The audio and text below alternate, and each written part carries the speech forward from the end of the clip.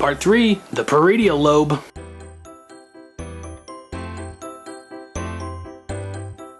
Okay, so this part is about recent legislation that hasn't passed yet that could predominantly impact the future of education. This legislation was proposed by Brad Zahn, who even by most Republican standards is super heavy far-right leaning. So take it for what you will, but every year we have this discussion about expanding school choice. And really I'll start this off by saying I'm not against school choice.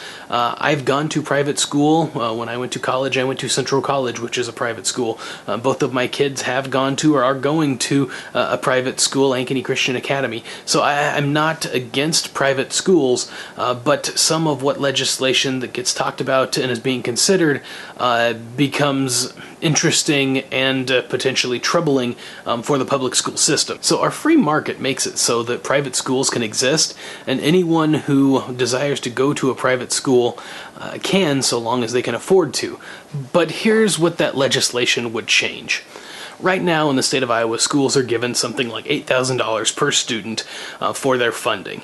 We actually spend something like $9,600 per student, but some of that's overhead at the statewide level. Anyway, schools are given money for those students. There is a state component to that, primarily made up of income taxes and property taxes, and there's a federal component. The state portion of that is around $6,000. What's being proposed would allow Iowa residents to open up a education spending account, almost like a health spending account, that would allow them up to $6,000 worth of basically tax forgiveness to use money for private schooling, tutoring, anything outside the traditional public school domain. And so right now we have 336 school districts with about 486,000 students, 33,000 non-public students, so that's private school and other.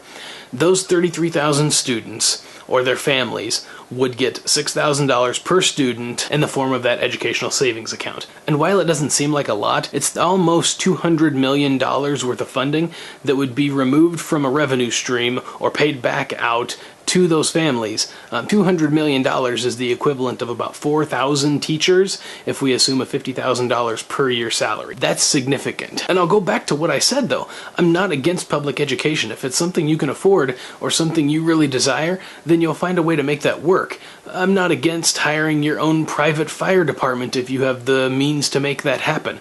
I'm not against buying and drinking only bottled water instead of tap water if you have the ability to do that. But just because you choose not to use the public services made available to you, it doesn't mean you get to ignore your civic responsibility to make the most important things like education and drinking water and firemen available to everyone. So I don't know where we'll end up on this issue now or in the future. There are a lot of underlying factors, mostly political, of why we're trying to reduce the size of public schools, in some states especially, or by some people, and why others are trying to increase it. If we can escape the political boundaries of who's trying to do it for what reason, and see that public education as a form of lifting up society is one of the most important things we can do, especially for the economy, and especially if we want to have meaningful political discourse, education is something that we as a society should relish. And doing that in a public manner so that the best available is available to everyone, I think it's important for us to continue doing.